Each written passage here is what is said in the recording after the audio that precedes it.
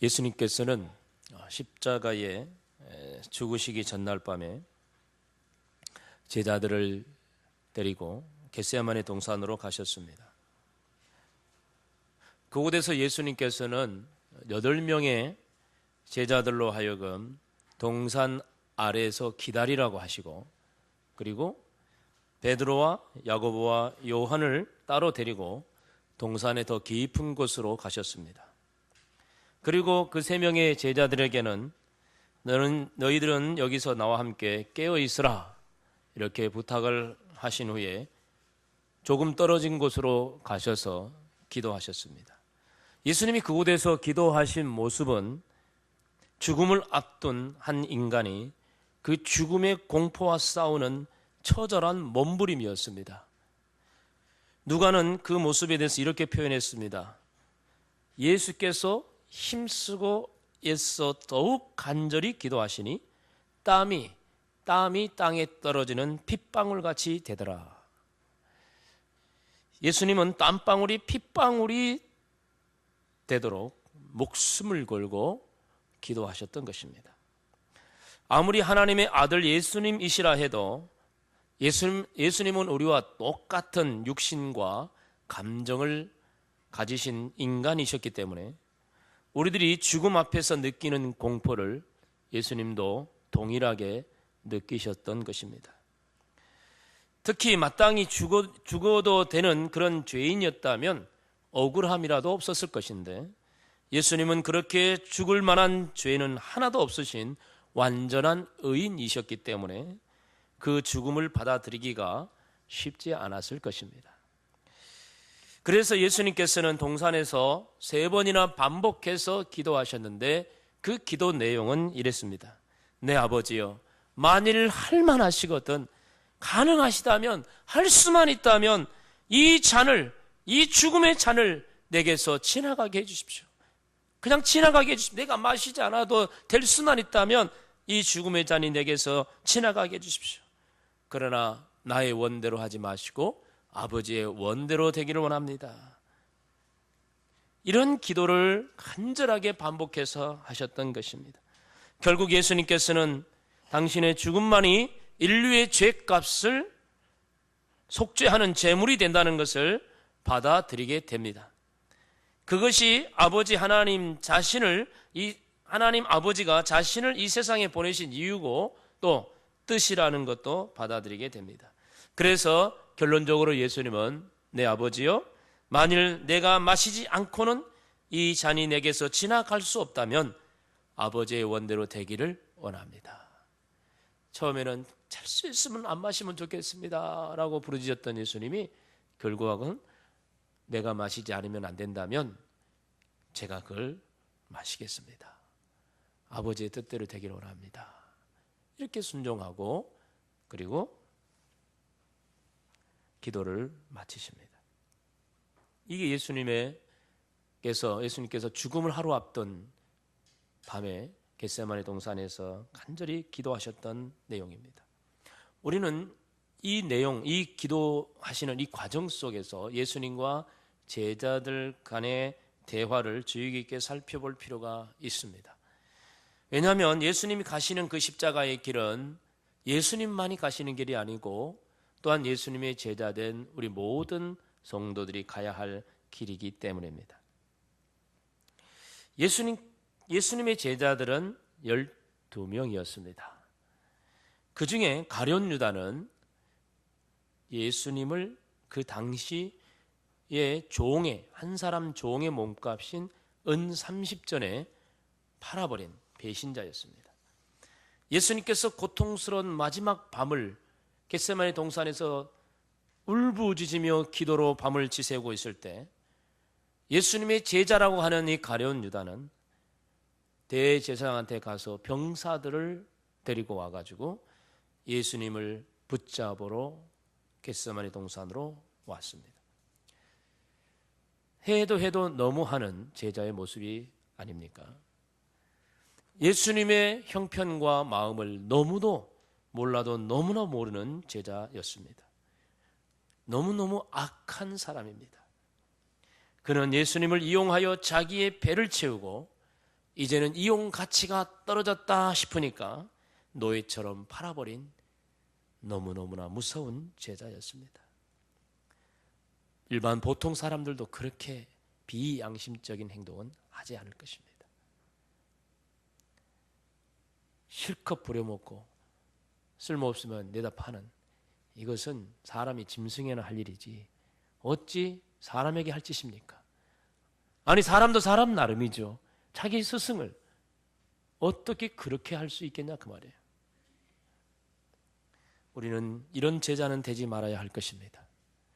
필요할 때는 주여 주여 찾다가 이제 좀 필요 없다고 여겨지면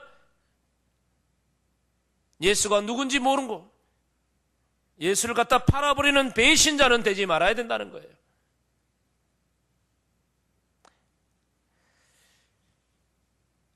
남은 11명 중에 8명의 제자들을 예수님께서는 겟세마네 동산에 오르기 전에 너희는 여기서 앉아 있으라고 합니다. 여기서 쉬고 있으라는 것입니다. 예수님께서 왜 그들은 동산 아래서 쉬라고 하였을까? 예수님의 그 정확한 의도는 성경에 기록되지 않았기 때문에 우리는 알 수가 없지만, 그러나 그 돌아가는 정황을 보건대 예수님께서는 그 8명의 제자들에게는 지금 예수님이 겪고 있는 그 아픈 마음, 그 고통스러운 마음을 알리고 싶지 않았던 것 같아요. 그들에게 그런 이야기 해봤자 공감도 하지 않을 것이라고 생각했을지 모릅니다. 한마디로 인정을 받지 못한 제자들입니다. 3년 동안 예수님을 따랐던 제자들이었지만 예수님의 그 마지막 날 밤, 마지막 순간에 그 주님의 고통을 함께 나눌 만큼도 되지 못한다는 것은, 그것이 바로 제자들이라는 것은 정말 안타까운 일이 아닐 수가 없습니다. 우리들은 어땠습니까? 예수님을 오랫동안 믿고 신앙생활을 했다 하지만 우리는 얼마나 주님의 마음을 헤아리고 있습니까?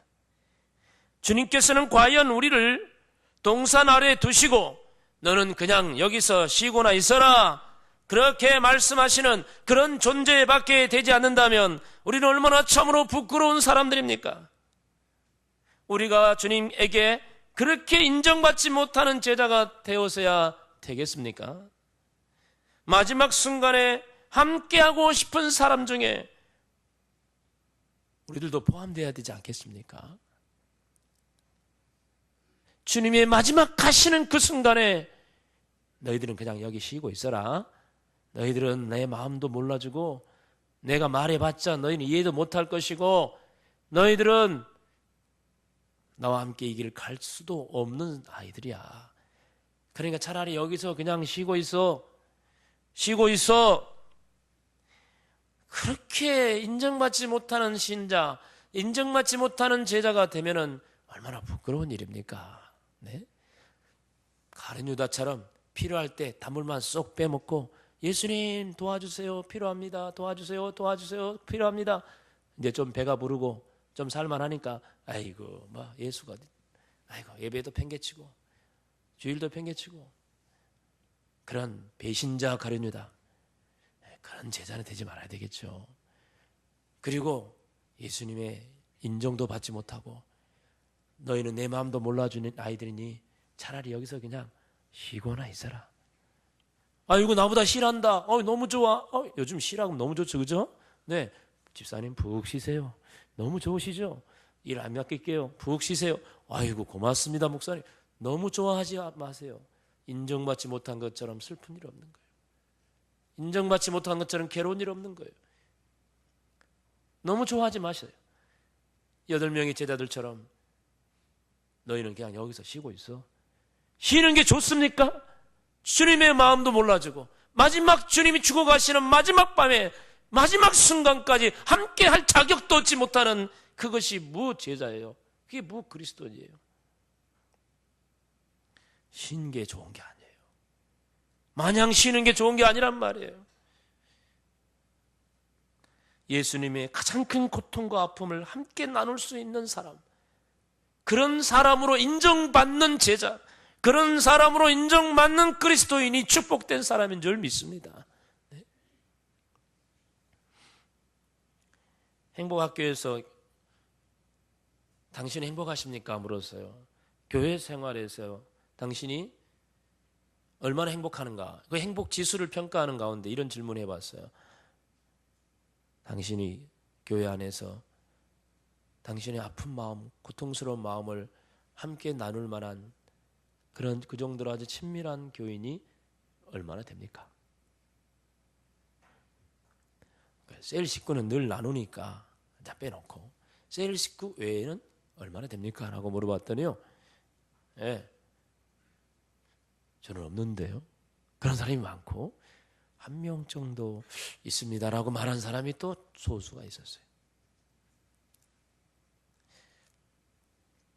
참 부끄러운 우리의 모습입니다. 참 예수님 마음이 얼마나 아팠을까 생각해 보면 짠해요, 짠해. 그렇게 3년 동안 함께 동고동락했던 제자들인데 마지막 그 주님의 아픈 마음, 고통스러운 마음을 함께 나눌 만한 사람이 없다는 거. 그래서 8명 너희들은 여기서 제껴 놓을 수밖에 없었던 주님의 마음을 생각해 보면 참 아파요.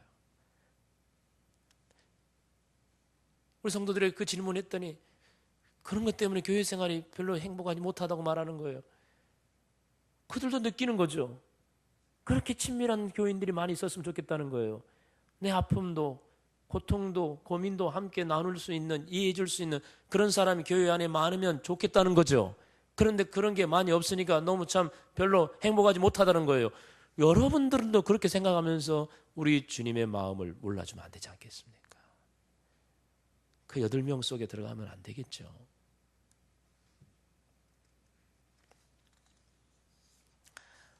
그리고 예수님은 베드로와 야고보와 요한을 따로 불러서 데리고 갑니다. 아마 예수님께서는 그래, 다른 8명은 몰라줘도 너희 3명만큼은, 너희들만큼은 그래도 내 심정을 알아줄 것이라 기대하셨던 것 같아요. 그래서 그들을 따로 데리고 더 깊은 동산 안으로 들어갑니다. 그리고 그들에게 고통스러운 마음, 표정으로 그들에게 말합니다. 얘들아, 내 마음이 매우 고민하여 죽게 됐다. 너희는 여기서 나와 함께 깨어 있어라.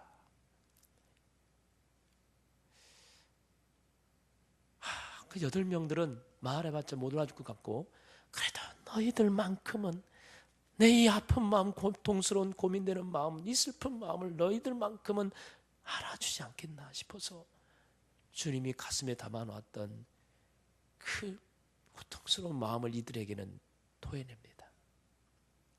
여기서 매우 고민하여 죽게 됐다는 말은요, 이 뜻은요, 죽음을 앞둔 예수님께서 아주 극심한 불안과 근심 때문에 죽고 싶을 정도로 고통스러운 상태에 있다는 것을 의미합니다. 주님이 얼마나 고통스러워서. 그래서 이들만큼은 내 마음을 알고 나와 함께 기도해 줄 것이라 생각하고 지금 그들에게는 그 아픈 마음을 이야기하는 거예요. 이때 당시에 그런 예수님의 모습에 대해서 이미 이사야 선지자는 이사야서 53장에서 이렇게 예언해 놨어요. 그는 주 앞에서 자라나는 연한 순 같고 마른 땅에서 나온 뿌리 같아서 고운 모양도 없고 풍채도 없은즉 우리가 보기에 흠모할 만한 아름다운 것이 없도다. 그는 멸시를 받아 사람들에게 버림받았으며 간고를 많이 겪었으며 질고를 아는 자라. 마치 사람들이 그에게서 얼굴을 가리는 것 같이 멸시를 당하였고 우리도 그를 귀히 여기지 아니하였도다. 예수님은 십자가 앞에 서는 예수님은 이렇게 인간으로서 나약한 모습이며 한없이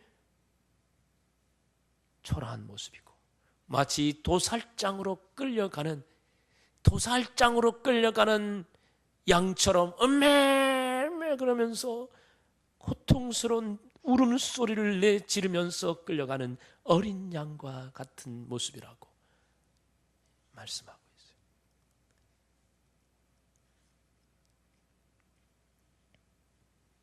지금 예수는 그런 심정으로, 그런 나약한 마음으로 그 예수님의 마음의 고통과 아픔을 제자들에게 토하려고 있는 것입니다. 스승으로서 제자들에게 이러한 감정을 표현할 수 있다는 것은요, 그만큼 지금 예수님의 마음이 힘들다는 거예요. 이건 좀 쉽지 않는 일이거든요. 제자들이 주님께 주님 제가 죽겠어요, 주님 나 좀 도와주세요 라고 말하는 건 쉬워요.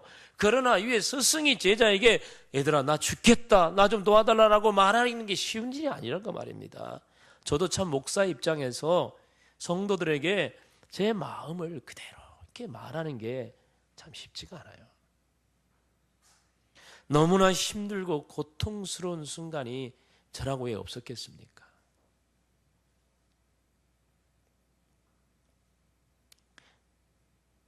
참 여러분 아실 분 알겠지만 수년 전에 저는 목회하면서 최대의 위기를 맞이한 적이 있었어요. 너무 저는 감당하기 힘든 어려움이 있었습니다.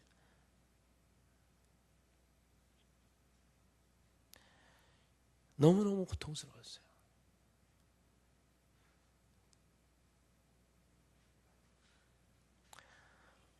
감당할 수 없어서 제가 그때 20일 동안 금식하면서 주님의 손을 붙잡았고 그렇게 고통스러운 날들을 지냈는데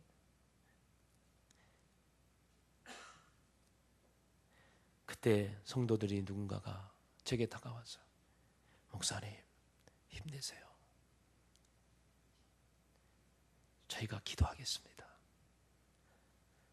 우리는 목사님을 믿습니다. 자, 이런 말 한마디 해주면 얼마나 그게 힘이 되는지 몰라요.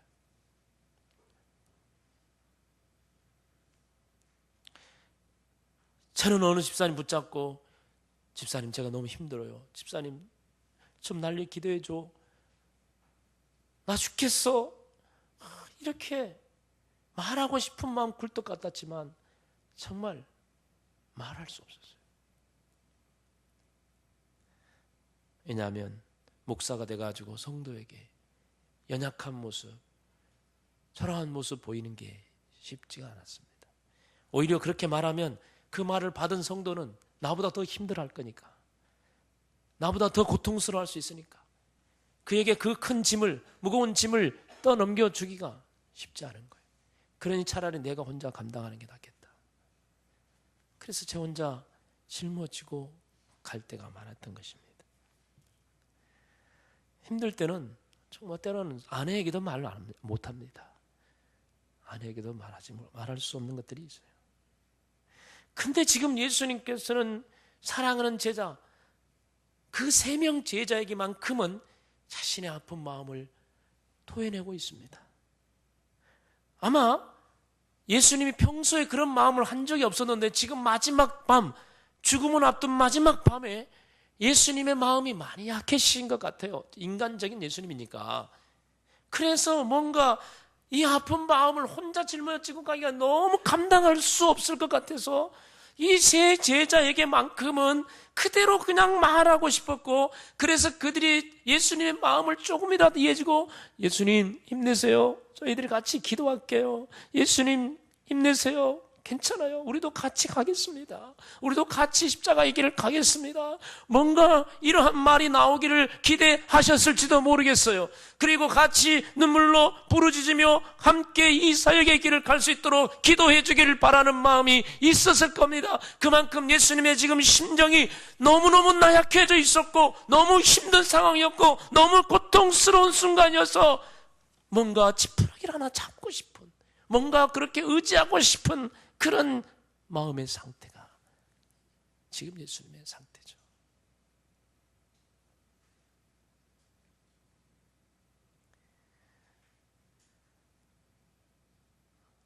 혹시 우리 성도들 중에서 누군가가 여러분에게 개인적으로 찾아와서나 집사님, 나 요즘 죽고 싶어. 지금 정말 너무 힘들어. 정말 너무너무 답답하고 고통스러워. 집사님, 날 좀 위해서 기도 좀 해줘. 여러분, 그렇게 누군가가 말할 때 그 말을 그냥 쉽게 넘어가지 마시기 바랍니다. 그 정도로 여러분에게 말을 토해낼 때는요, 거기까지는요, 그 마음이 얼마나 힘들었는지, 그렇게 누군가에게 자기의 그 속에 깊은 아픈 마음을 말할 때까지는요, 그 사람의 고통이 얼마나 컸을지를 알아야 합니다. 그리고 나를 얼마나 믿고 의지했으면, 나를 기대했으면 그렇게 나에게 말할 것인가, 나에게 조금이라도 도움을 받고 싶어서 저렇게 몸부림치며 있구나 라는 것을 생각해야 합니다. 그래서 그런 이야기를 들을 때 그를 위해서 정말 진정으로 위해주고 기도하는 그런 마음을 가질 수 있어야 할 것입니다. 예수님께서 이렇게 세 제자에게 자신의 아픈 마음을 털어놓고 너희들 나와 함께 깨어 있으라고 부탁을 하고 있습니다. 여기서 나와 함께 깨어 있으라는 것은 여기서 잠자지 말고 밤을 새워 있으라는 의미라기보다는 나와 같은 마음을 가지고 나와 같은 고통으로 나와 같은 아픔으로 함께 기도하자라는 그런 의미가 아니겠습니까? 그런데 주님의 그 말씀을 들은 세 제자들은 어떻게 했습니까? 예수님의 그 안타까운 절규에도 불구하고 그들은 잠을 자고 말았습니다. 동산 아래에 있는 제자들이라면 몰라도 예수님이 그래도 기대했던 세 명의 제자가 아닙니까? 그래도 한 줄기 뭔가 좀 붙잡고 싶은 심정 때문에 이 세 명의 제자를 따로 불러서 바로 그 곁에 두고 그들에게 지금 부탁하고 있는 게 아닙니까? 그런데 그 주님께서 그들 바로 눈앞에서, 그리고 땀방울이 빗방울이 되도록 고통스럽게 울부짖는 그 예수님의 기도 소리가 그 겟세마네 동산에 울려 퍼지고 있는 가운데서도 그들은 그 가운데서도 잠을 자고 있었어요. 잠을 자고 있었어요. 예수님이 한참 기도하시다가 오셔서 보니 그들이 굴굴 잠을 자고 있었어요. 예수님, 너무나 기가 막혀서 말이 나오지 않아요. 그러면서 말씀하십니다. 너희가 나와 함께 1시간도 깨어 있을 수 없느냐? 여기서 1시간이란 말은요, 그들이 한 50분 기도하고 뭐 10분 안 했다 이런 뜻이 아니에요. 여기서 1시간은요, 그 당시 시간으로 보면 제일 짧은 시간을 말하는 거예요. 요즘으로 우리가 말할 때 단 1초라도 말하잖아요. 이게 제일 짧은 시간을 표현할 때. 요즘식으로 말하면 너희들은 단 1초라도 나와 같은 마음을 가지고 나와 같은 고통을 가지고 단 1초라도 나와 함께 깨어서 기도할 수 없느냐. 지금 주님이 이렇게 제자들에게 탄식하고 있어요. 사랑하는 성도 여러분, 지금 이 자리에는 주님으로부터 이 탄식의 소리를 들을 수밖에 없는 사람들이 있을 것입니다. 단 1초라도 나를 위해 깨어 기도할 수 없느냐?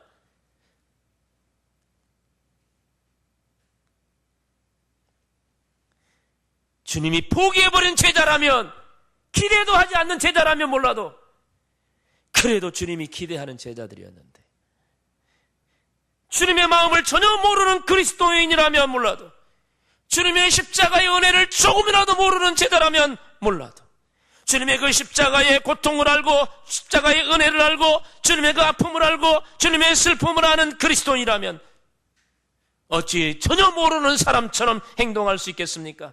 예수님과 전혀 상관없는 사람처럼 행동할 수 있겠습니까? 주님의 십자가와 전혀 상관계없는 사람처럼 영적인 잠에 깊이 빠져 있을 수 있겠냐 그 말입니다. 예수님께서 그래도 이들만큼은 내 심정을 이해하고 함께 기도해 줄 것이라 기대했었는데, 그런데 왜 그들은 그렇게 영적인 잠에 빠져버릴 수 없었을까요? 주님은 그래도 기대했는데 왜 그들은 그런 모습밖에 보여줄 수 없었을까요? 이것은요, 참 예수님의 기대와는 달리 그들의 마음이 콩밭에 가 있었기 때문입니다. 이게 무슨 말이냐면, 예수님께서 세 제자를 따로 데리고 가셔가지고 특별 교육을 시켰던 적이 몇 번 있었습니다. 성경에 기록된 것만 봐도 변화산에 올라가셨을 때에도 이 베드로, 야고보, 요한 세 제자를 데리고 가셨습니다. 다른 제자들은 다 산 아래 두고, 그리고 야이로의 딸을, 죽은 야이로의 딸을 살리는 그 기적의 현장에 다른 제자들은 다 밖에 있으라 하고 이 기적의 현장이 세 제자만 따로 데리고 들어갔습니다. 그걸 보여주었습니다. 주님은 그들에게 아주 특별한 기대를 하였던 것 같아요. 그런데 놀라운 것은 이 세 제자들이 변화산에서나 그 기적의 현장에서는 자지 않았다는 것입니다. 변화산에서 예수님은 모세와 엘리야 선지자와 함께 영광스러운 모습으로 변화하셨습니다.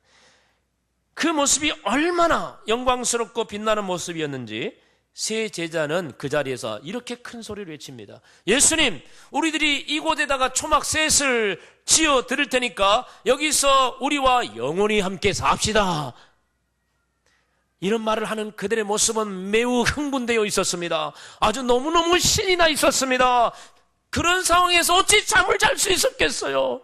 잠을 잘 수가 없었던 거예요. 그들은 지금 너무너무 좋아가지고, 너무너무 흥분돼가지고, 너무너무 신나가지고 잠을 잘 수가 없었던 거예요. 그들은 평소에도 제자들끼리 뭐라 했냐면요, 야, 천국에서 누가 우리 천국에 가면 누가 예수님의 오른편에 앉고 왼편에 앉을 것 같냐? 내가 앉을 거야. 내가 서로 예수님의 좌우에 측근에 앉으려고 경쟁을 했던, 자리 쟁탈전을 벌였던 사람들이에요. 근데 지금요, 어떻게 되고 있습니까? 다른 제자들은 다 산 아래 있고 이 영광스러운 자리에 3명만 딱 올라와 있는 거예요. 이미 게임은 끝났다. 그들은 생각했을 거예요. 자리 쟁탈전 게임은 끝났다. 이미 그건 우리 거다. 아마 그들의 마음속에는 지금 너무 이미 우리는 이 천국의 예수님 좌우에 앉은 자들이다. 이미 그 자리에 있다는 흥분된 마음, 너무너무 기쁜 마음으로 그들은 그곳에 있었고, 그런 곳에서 그들은 잠을 잘 수 없었던 것이죠. 그런데 지금 겟세마네 동산에서 예수님은 하나님의 아들로서 그 변화산에서처럼 영광스럽고 찬란하고 위험 있는 모습이 아니라 한 인간으로서 죽음 앞에서 두려워 떨고 있는 매우 연약한 모습의 예수님의 모습을 봅니다. 예수님의 이런 모습을 보니까 이 제자들이 보기에는 아마 이런 생각이 들었을지도 몰라요. 이분과 함께 있으면 고생길이 훤하겠구만. 이분과 함께 있으면 나도 죽겠구만. 변화산에서 똑같은 예수님인데 거기서는 와, 이분과 함께 영원히 있고 싶어. 이곳에서 영광을 누리고 찬란한 삶을 누릴 수 있으니 이분과 함께 영원히 함께 있고 싶어 했던 제자들인데, 똑같은 예수님인데 단지 연약하고 한 인간의 모습으로 보여졌던 그곳에서는 이분과 함께 있다간 죽겠구만. 이분과 함께 있다간 망하겠구만.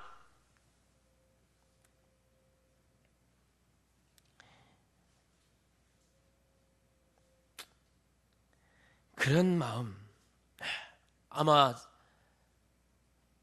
그런 마음이 그들 속에 있었을 거라고 봅니다. 그래서 제자들은 변화산에서 그 깨었고 흥분되고 예수님과 영원히 함께 있다고 큰소리치던 그런 모습은 그곳에 보이지 않습니다. 그들은 이제 예수님이 어떻게 되든 말든 슬퍼하든 말든 나와는 아무 상관없다는 태도로 잠을 자고 있는 것입니다. 이런 그들의 너무도 다른 모습 속에서 그들의 마음이 지금 어디에 있었는지 우리는 짐작할 수 있게 됩니다. 그들은 영광스러운 자리에만 마음이 있었습니다. 그들은 찬란히 빛나는 자리만 욕심을 내었습니다. 예수님 때문에 출세하고 싶고 예수 믿어서 성공하고 싶고 예수 믿어서 복받고 싶은 마음이 가득한 사람입니다. 그들에게는 예수님의 십자가에는 별로 관심이 대상이 없습니다. 영광의 십자가, 영광스러운 예수님에게는 관심이 있지만 고난의 십자가, 죽음의 예수 그리스도에는 관심이 없어요. 마음이 없어요. 그들의 마음은 이미 영광스러운 자리에 있기 때문입니다.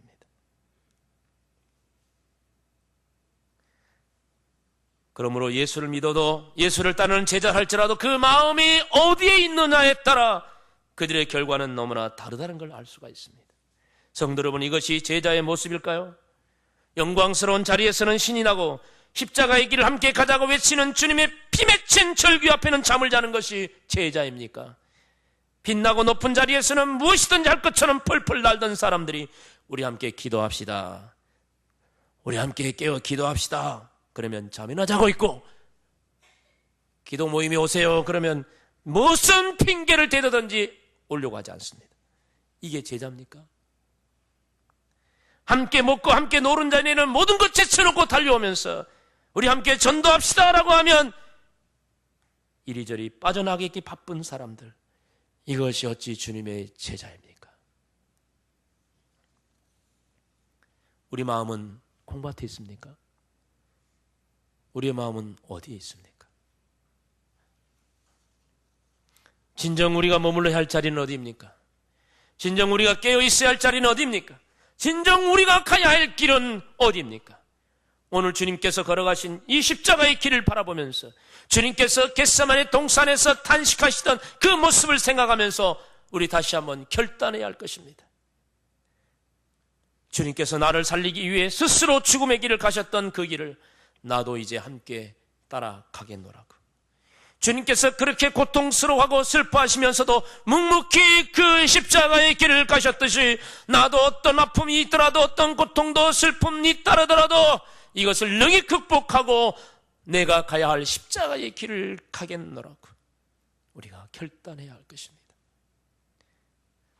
비록 실패한 제자들일지라도 주님은 외면하지 않으시고 일어나자 함께 가자, 일어나자 함께 가자라고 다시 부르시는 주님 앞에 이제 우리 다 같이 고백합시다. 네 주님, 졸았던 것 죄송해요. 주님 마음 몰라주고 잠잤던 것 죄송해요. 주님 손 붙잡고 이제 다시 일어나 가겠습니다. 다시 주님 손 붙잡고 주님 가시는 이 십자가의 길을 저도 가겠습니다. 이렇게 선포하고 결단하는 사랑하는 성도 여러분 되시기를 주의 이름으로 축원합니다. 시간 함께 합심하여 기도합니다. 말씀